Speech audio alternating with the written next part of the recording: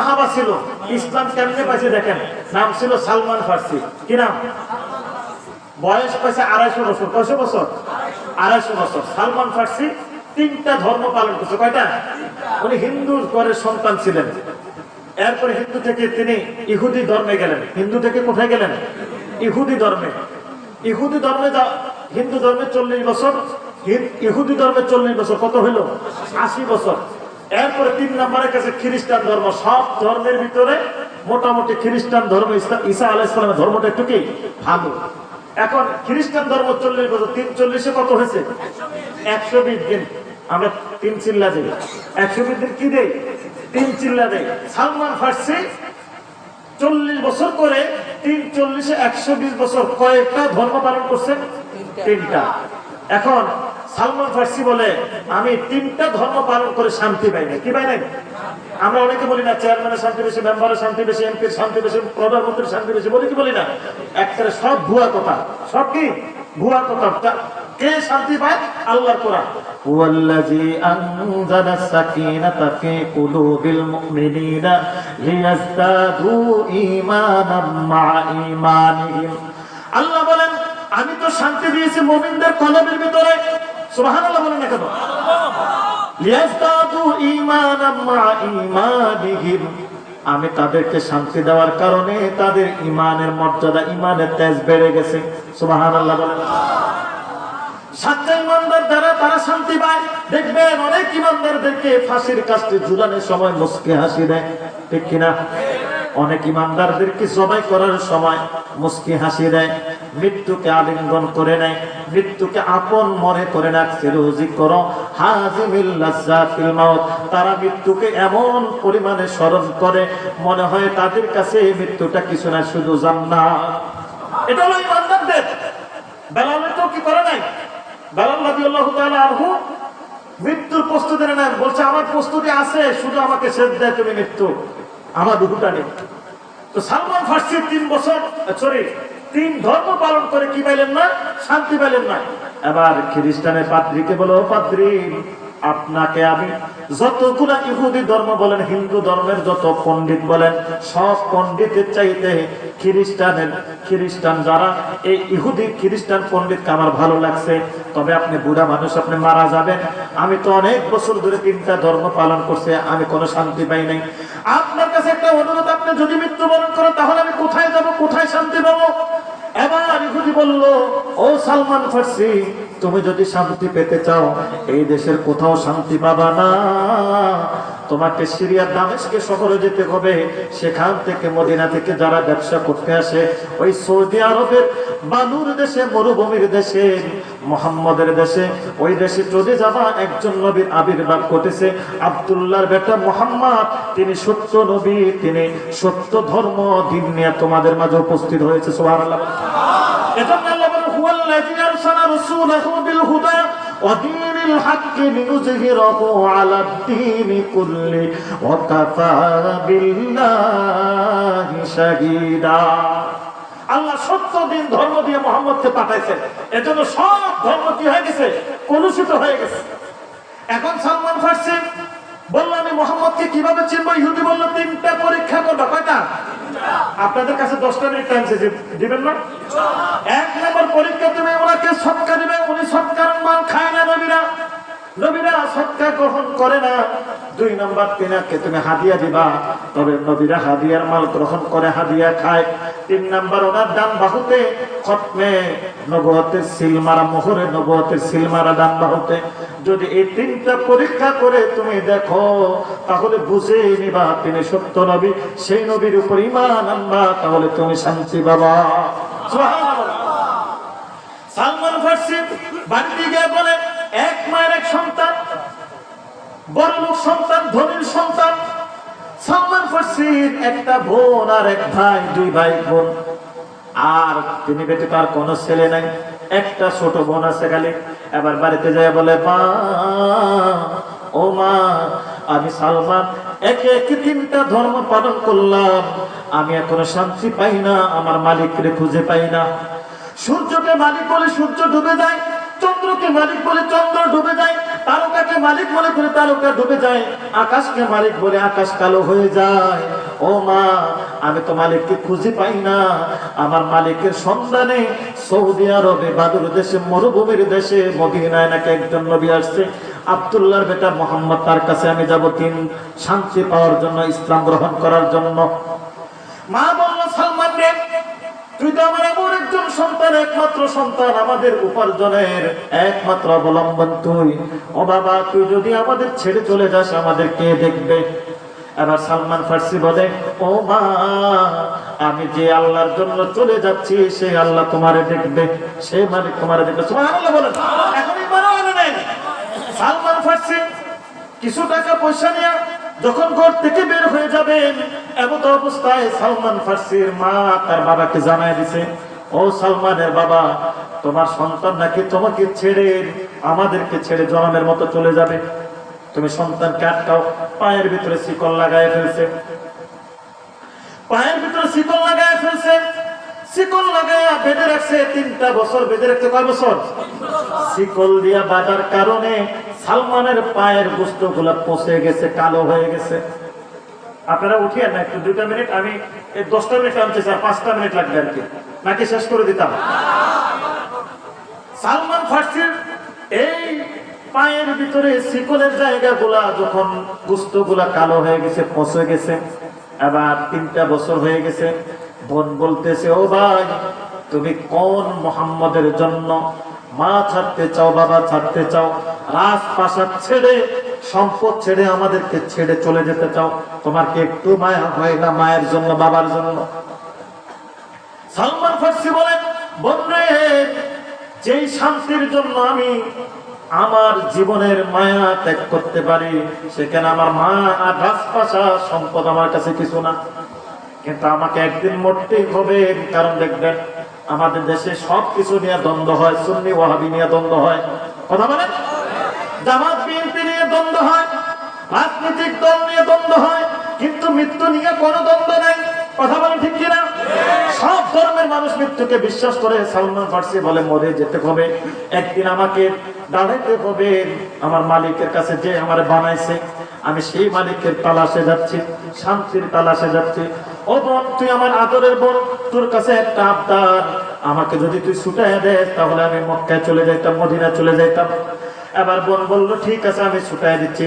আবার সালমান ফার্সিকে শিকল খুলে দেওয়া হইলো। বাড়িতে মা বাবা নাই। সালমান ফার্সি কিছু গহনা, কিছু স্বর্ণ মুদ্রা, টাকা পয়সা নিয়ে সিরিয়া দামেস্কের উদ্দেশ্যে রওনা হইলেন। অনেক লম্বা ঘটনা। সিরিয়া দামেস্কে গিয়ে জিজ্ঞাসা করলেন, মদিনার কোনো ব্যবসায়ী দল আসছে কিনা, আমি মদিনা যেতে চাই। বললো, অমুক একটা জায়গা মসজিদের সামনে, এখানে কিছু মদিনার লোক এসে ব্যবসা করে, ওইখানে চলে যাও একটা গির্জার সামনে। গির্জার সামনে গিয়া দেখলো মদিনার থেকে একটা দল আসছে। আসার পরে লোকগুলা সুন্দর সুন্দর, দেখতে বোঝা যায় ভিনদেশী মানুষ। বললো, আপনারা কোত্থেকে আসলেন? বললো, মদিনা থেকে আসছি। আচ্ছা, আমাকে একটু মদিনা নেওয়া যাবে নাকি? কেন? আমি শুনেছি মক্কা থেকে মদিনায় নাকি আব্দুল্লাহর বেটা মুহাম্মদ আগমন করেছে, আমি তার কাছে সত্য ধর্ম, সত্য দিন, ইন্নাদ-দীনা ইনদাল্লাহি ইসলাম, আমি ইসলাম শিক্ষার জন্য, ইসলামের ভিতরে প্রবেশ করার জন্য তার হাতে বায়াত গ্রহণ করব। এখন যে দলগুলো আসছে, এরা সব ইহুদি, ওরা তো রাসূলের শত্রু। এরা বলে, ঠিক আছে, তুমি কি ধর্ম পালন করবা, দেখা যাবে তোমার আমরা নিয়ে গোপনে গোপনে বিক্রি করে দেব। এবার তারা সালমানকে মিথ্যা বললো, হ্যাঁ ঠিক আছে তোমার কথা, তবে তুমি যদি যেতে চাও তাহলে তোমার টাকা লাগবে। সালমান ফার্সি বলল, আমার কাছে যা আছে আমি তোমাদেরকে সব দিয়ে দেব। কথা হলে সব দিয়ে দাও।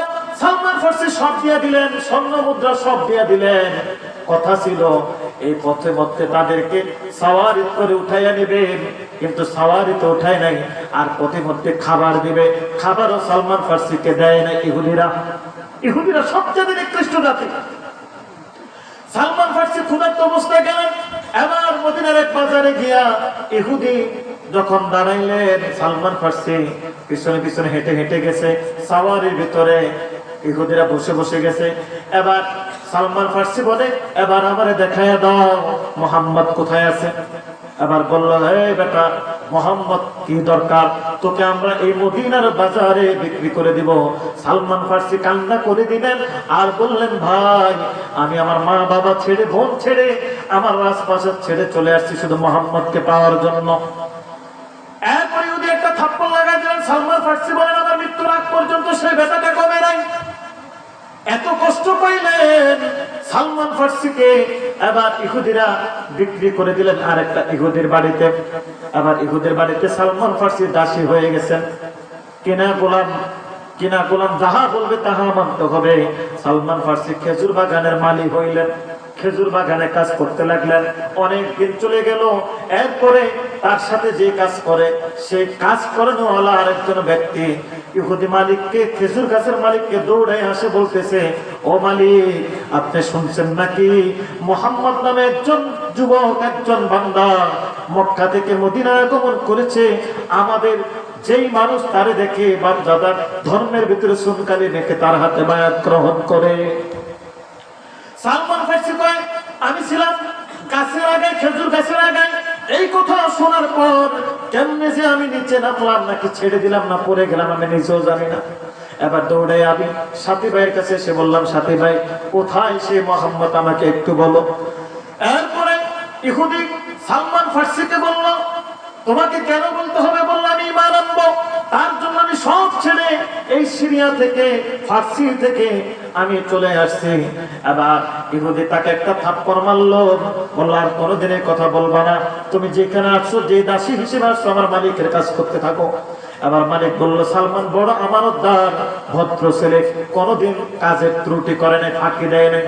মালিক বলল, হে কর্মচারী, আমার সালমান অনেক ভালো, যেহেতু সে মা বাবা ছেড়ে, সব ছেড়ে সালমান মোহাম্মদের তালাশে আসছে, তাকে মোহাম্মদের ঠিকানা বলে দাও।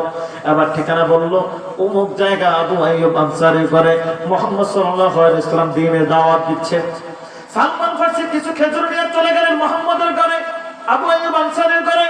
এবার যায় মুহাম্মদ সাল্লাল্লাহু আলাইহি ওয়াসাল্লামকে দেখে বলে, আপনি কি নবী? বলল, হ্যাঁ। ও নবী, আপনার জন্য আমি কিছু খেজুর সদকা এনেছি। কয়টা সদকা? তিনটা, মনে আছে না? সদকা, হাদিয়া, মোহর নবুয়ত। এবার মুহাম্মদ সাল্লাল্লাহু আলাইহি ওয়াসাল্লামকে যখন সদকার হাদিয়া, সদকার খেজুর দেওয়া হইল, নবী মুস্কি হাসি দিলেন আর বললেন, ও যুবক, আমি তো সদকা খাই না, নবীরা সদকা গ্রহণ করে না। সদকার খেজুরগুলা মানুষদেরকে বিলাইয়ে দিলেন। আবার এক পরীক্ষা কি হয়ে গেল? পাস। আরো কয়টা পরীক্ষা? দুইটা। দ্বিতীয় দিন আবার কিছু খেজুর নিয়ে আসছে। হুজুর, আমি আপনার জন্য একটা হাদিয়া আনছি। মুহাম্মদ সাল্লাল্লাহু আলাইহি ওয়াসাল্লাম হাদিয়ার খেজুর নিলেন, সানন্দে তিনি নিজে খাইলেন, সাহাবাদেরকে দিলেন, কিছু আবার কাঁচা খেজুর রেখে দিলেন। সুবহানাল্লাহ বলি। এবার দুই পরীক্ষা কি হয়ে গেল?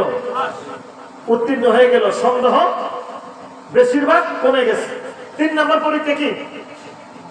মোহর নবুয়ত দেখা ডান বাহুতে। এখন এটা তো নবী তো জামা খুলে না। নবী কি খুলে না? জামা খুলে না। সালমান ফার্সি নবীর পিছে পিছে খালি ঘুরে, নবীর পিছে পিছে ঘুরে। একদিন নবী একটা জানাজা গেছেন, জানাজা থেকে আসার সময় ঘামায় গেছে, শরীর ক্লান্ত। বলতেছে, মা আনতা ওমা আনতা, এই যুবক তুমি কে, কি তোমার পরিচয়, কেন আমার পিছে পিছে পিছে বারবার ঘোরাঘুরি করতেছ? বলতেছে, আনা ফার্সি, আমি ফার্সি থেকে, সিরিয়া দামেস্ক থেকে আপনার কাছে আসছি। আপনাকে আমি শুনেছি আপনি নাকি নবী, সত্য নবী। আমি যদি সত্য নবী হয়, তাহলে তুমি আমার উপর ঈমান আনো না কেন? আমার আরেকটা কি আছে? আমার আরেকটা পরীক্ষা আছে। তো তোমার যে পরীক্ষা, এখন আল্লাহ তাআলা জিবরাইলকে পাঠিয়ে দিয়েছেন, বলছে, রাসূল আপনি আপনার মোহর নবুয়তটা সালমান ফার্সিকে দেখায়া দেন। সুবহানাল্লাহ বলেন। তো নবীর সাথে সাথে সালমান ফার্সিকে বলতেছে, তুমি আমার মোহর নবুয়তের সিল দেখবা, এটার জন্য তো ঘুরতেছো, তো এটা আমাকে বললেই তো হয়। তো রাসূল আমি যে আপনার সিল মোবারক দেখতে চাই, এটা আপনি জানলেন কেমনে? আমি যদি না জানি নবী হইলাম কেমনে? সুবহানাল্লাহ। তখন রাসূল সাল্লাল্লাহু আলাইহি ওয়াসাল্লাম জামা উঠাই দিলেন। সালমান ফার্সি বলেন, আমি দেখি রাসূল সাল্লাল্লাহু আলাইহি ওয়াসাল্লামের শরীরের ভিতরে চুমা খাইতে লাগলাম। সুবহানাল্লাহ বলেন। মুহাম্মদ সাল্লাল্লাহু আলাইহি ওয়াসাল্লামকে চুমা খেতে লাগলাম। তো সালমান ফার্সি এরকম কষ্ট করে রাসূলের প্রতি বায়াত গ্রহণ করে ঈমান আনছে। সেই সালমান ফার্সি কত ভালোবাসতো নবীকে, দেখেন। আর আমরা তো সেই নবীর ওয়ারিসদেরকে ভালোবাসি না, গালি দেই। কথা বলেন, গালি দেই। আর সালমান ফার্সি 3 ধর্ম পালন করে এত কষ্ট করে গেলেন, না খাইয়া হেঁটে হেঁটে, বহু বছরের রাস্তা হেঁটে গেলেন, বহুদিনের রাস্তায় কষ্ট পেয়ে অনেক ইহুদির মায়ের খেয়ে দাসী হয়ে বিক্রি হয়ে মুহাম্মদের কাছে যায় যখন ইসলাম গ্রহণ করলেন, একদিন একটা আয়াত নাযিল হয়েছে। কি আয়াত? ইয়া আইয়ুহাল্লাযীনা আমানু লা তারফা'উ আসওয়াতাকুম ফাওকা সাওতিন নবী। ও নবী, এই আয়াতটা রাসূলের রওজা মুবারকের উপর এখনো লেখা আছে। কোরআনের আয়াত কি আছে? লেখা আছে, রাসূলের রওজা কেউ যদি সালাম দিতে দেয় জোরে যেন আওয়াজ না করে। কি না করে? জোরে আওয়াজ করা নিষেধ। আল্লাহ নিষেধ করছে। কি করছে?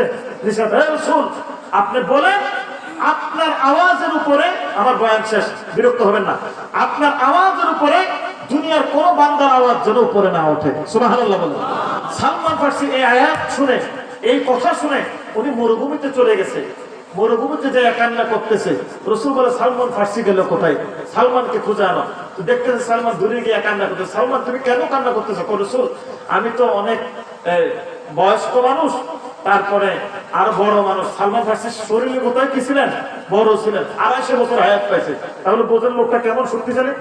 আমি যে কথা বলার সময় একটু জোরে কথা বলি, ও রাসূল আমি ভয়ে কান্না করতেছি, আমি যে আপনার উপর ঈমান আনছি, শান্তির ধর্ম গ্রহণ করছি, আমি তো শান্তি পাইছি রাসূল, কিন্তু আমি ভয় পাইতেছি কোন দিন জানে আমার কথা আমার রাসূলের উপরে বড় হয়ে গেছে, এই ভয়ে আমি কান্না করতেছি। সুবহানাল্লাহ বলেন। তো সালমান ফার্সিকে রাসূল বুকে জড়ায় ধরলেন আর বললেন, সালমান, তোমার মতো ভালো সাহাবা আমার আর কেউ হতে পারে না।